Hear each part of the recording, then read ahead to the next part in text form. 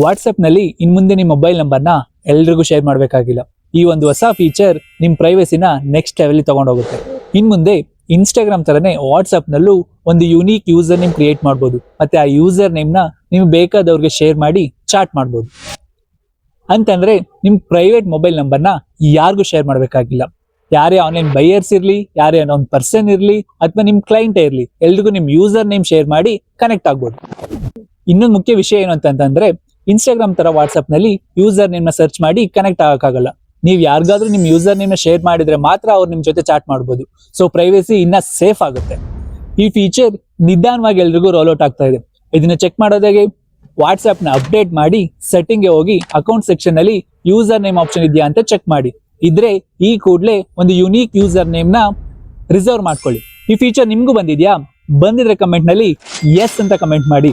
ಮತ್ತೆ ಈ ತರದ ಹೆಚ್ಚಿನ ವಿಡಿಯೋಗಳಿಗಾಗಿ ಹೈಟೆಕ್ ಹುಡುಗನ ಫಾಲೋ ಮಾಡೋದು ಮಾತ್ರ ಮರಿಬೇಡಿ.